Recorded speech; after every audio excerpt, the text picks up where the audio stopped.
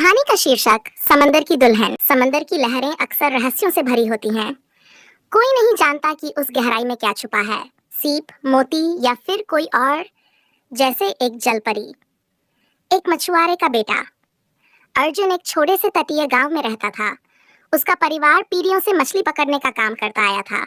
अर्जुन खुद भी एक कुशल नाविक था, पर समंदर की गहराइयों में उसे हमेशा एक अजीब सी खिंचाव महसूस होती थी, मानो कोई अनदेखी शक्ति उसे पुकार रही हो।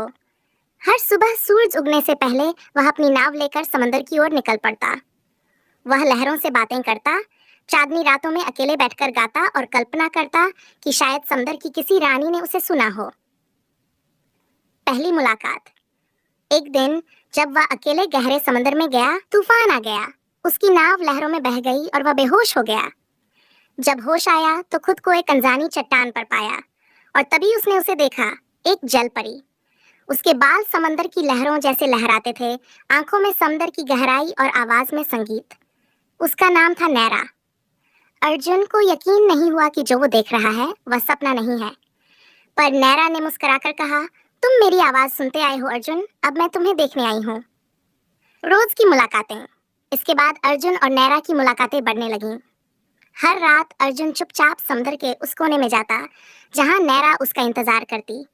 दोनों घंटों बातें करते, गीत गाते और सपने बुनते। नैरा ने उसे जल जगत की कहानियां सुनाई, समुद्र के नीचे के महल, मोती के बिस्तर, चमकते झील और वो कानून जो जलपरियों को इंसानों से दूर रहने को कहते थे। पर दिल के कानून कायदों को कहाँ मानते हैं। दोनों को एक दूसरे से प्रेम हो गया। समाज और मर्यादा। एक दिन अर्जुन ने नैरा से कहा, चलो तुम मेरे साथ चलो, हम शादी करेंगे, एक नया जीवन शुरू करेंगे।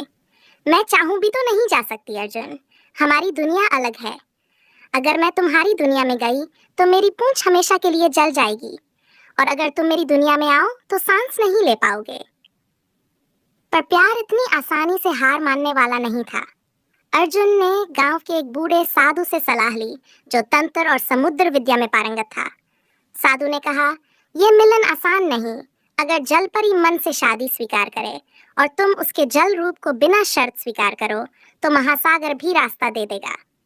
पर शर्त है कि तुम उसे कभी अपने गांव वालों को नहीं दिखाओगे जब तक वो खुद ना चाहे। विवाह। अर्जुन ने नैरा से विवाह की इच्छा दोहराई।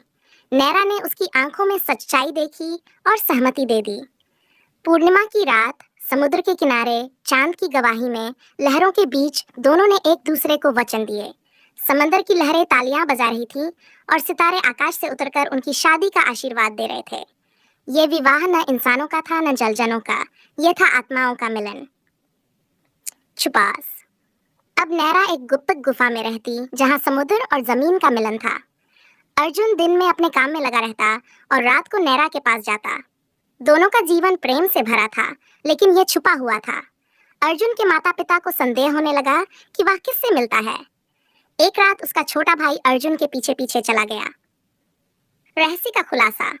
भाई ने सब देख लिया, नैरा की जलपों, उसकी चमकती त्वचा और अर्जुन का उससे लगाव। अगली सुबह पूरे गांव में खबर फैल गई, अर्जुन ने एक जलपरी से शादी की है। लोग डर गए। कुछ ने कहा यह अपशकुन है, कुछ ने कहा हमें इससे छुटकारा पाना होगा। गांव के कुछ लोगों ने उस गुफा को ढूंढ लिया और आग लगाने की योजना बनाई। और बलिदान। अर्जुन भागकर नैरा के पास पहुंचा और कहा, हमें यहाँ से भागना होगा, वे तुम्हें नुकसान पहुंचाना चाहते हैं। नैरा मुस्कुराई, मैं भाग नहीं सकती अर्जुन, मेरी दुनिया यही है, लेकिन तुम जा सकते हो, बिना तुम्हारे नहीं।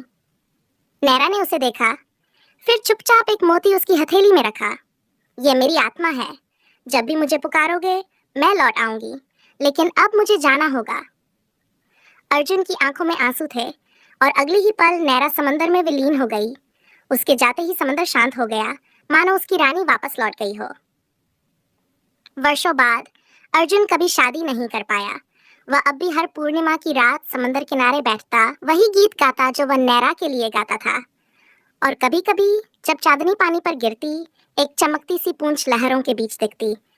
लोग कहते हैं कि समंदर की रानी अब भी अर्जुन को देखने आती है, और वह मोती आज भी अर्जुन के गले में एक ताबीज में बंधा है, उसके प्यार की अमिट निशानी।